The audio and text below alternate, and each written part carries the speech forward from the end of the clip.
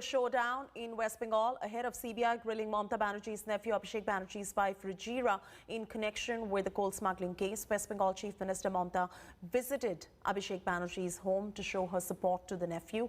Didi stayed at the house for about a few minutes and then left with her grandniece. All of this happened just minutes before the CBI team reached Abhishek's house. The CBI team is meanwhile questioning Rujira at her house. This after she gave 11 a.m. to 3 p.m. timing to the CBI for questioning.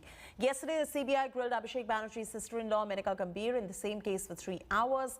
CBI sources say that Rujira's name cropped up after some material found during the raids hint at her alleged involvement. Paulami Saha is getting us all these live updates, second-by-second updates as they happen. She got us those live visuals back as well. I'm throwing straight across to her. Paulami, if you could just encapsulate for our viewers who have tuned in all that transpired since morning. This is a big political showdown we're talking about right ahead of the assembly elections. That's right. This is the big political showdown that Bengal has been witnessing over the past couple of days. And today, of course, is a big chapter in that showdown. Since the time that the CBI served notice to Rujira and Rujira Banerjee to appear before it as far as the investigation goes into the alleged coal smuggling case. The CBI team arrived here at Abhishek Banerjee's residence, which is right behind me, as you can see. That is where the CBI team arrived at about 11:40 a.m. this morning. We saw at least 5 members of that team go inside the residence, and they have been inside since then. We're talking about an hour and a half since the time that they've gone in. The CBI team served her a notice under section 160 of the CRPC, which basically says that she's a person that they would like to question in terms of possibly her being privy to certain facts and circumstances of the case.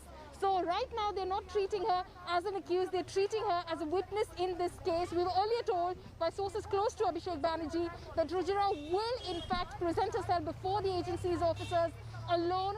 She will not be lowered up as she meets them. She will, of course, cooperate with the agency. But very interestingly, Rujira, when replying to that notice which was served by the CBI to her just a couple of days ago, on the 21st of February, when they wanted to question her, but she was not available at her residence, she replied yesterday, and what she said is that I'm unaware as to why you would like to question me in this investigation, but then I'm available at my residence on the 23rd of February between 11 a.m. and 3 p.m. and you can inform me of your schedule if you're coming. And that is why the CBI is here today. Sure. It will be interesting to see what comes out of this meeting that Rujira is having with the CBI. This is the second time that Rujira has found herself embroiled in some sort of a controversy. Earlier, it was in the run-up to the 2019 Lok Sabha elections when customs officials at the Netaji Subhash Chandra Bose International Airport here in Kolkata alleged that Rujira, on her way back from Thailand to Kolkata, was allegedly carrying some substantial amount of gold. Yes, Paulami. She resisted the customs officials. Yes, Paulami, hold on to your thoughts right there. I'm coming back to you for more on this story. But we're also at the moment picking up from sources possible questioning and the line of questions that the CBI is asking Rujira in the probe in the alleged coal smuggling case. And this is the line of questioning that we're picking up from sources. Let's walk our viewers through what the questions perhaps are. Number one, found material hinting Rujira's involvement. So they are going to be questioning her on her involvement, given that they have these material with them. Why have you sent money to Anup Manjee's account? That's a very big question that they are going to be asking. He's the alleged mastermind. Why have you sent money? Number three, how often did Anup Manjee send money to you? That is also another question. What is the nature of the business of your companies? That is another question perhaps that the CBI is asking her as we speak, and asking her to explain the sudden rise in the company's turnover or the company's top line revenue.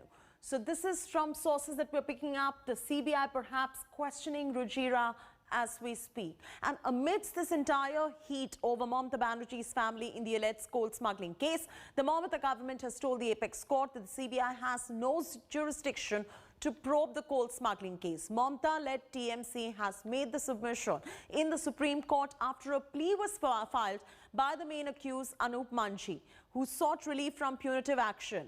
Mamata has cited that it had withdrawn consent to a CBI probe in the coal scam case about 2 years ago. The court agreed to hear the plea on 1st of March but has declined to give relief to Manjee from being arrested by the CBI. The probe agency meanwhile says it has found large-scale corruption in coal mining and transport. It is probing Mamata's nephew Abhishek's wife Rujira, her sister Menika. The CBI claims that it has found evidence of large amount of undeclared deposits and withdrawals from their bank accounts. Anisha is now joining us live for the very latest as far as the story is concerned. Anisha, explain to us this entire case in the courts at the moment where Manjee has gone ahead and sought relief from punitive action. Well, Chaiti, Anup Manjee's petition had come up before the Supreme Court just yesterday. He has said that the CBI does not have the jurisdiction to probe this case. Now, he has raised certain legal questions, which incidentally, even the West Bengal government, through their lawyer, senior advocate Abhishek Banerjee, said that they do support these legal propositions. And I'm just going to read out this issue to you. They have said that whether the CBI has the power and jurisdiction to conduct investigation in this FIR in light of the fact that the West Bengal government withdrew general consent from the CBI in November 2018. Secondly, whether the High Court, by granting permission to the CBI to continue its probe, has failed to appreciate that the suo motu FIR lodged by the CBI is devoid of legal sanctity, and several other similar issues have been raised. Now, effectively, this political fight that is going on in West Bengal is going to devolve into the legal question of how far can the CBI probe a case when the state government has withdrawn consent from the CBI to investigate any cases in its state jurisdiction.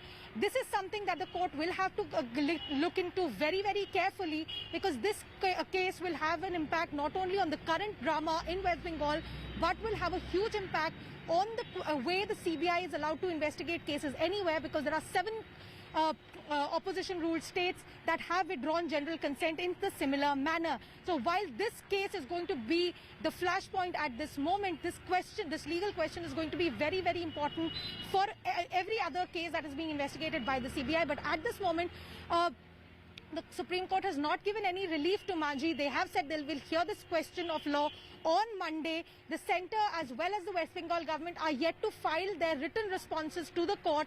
We're getting some breaking news coming in, Anisha. Sorry for that interruption. Cutting straight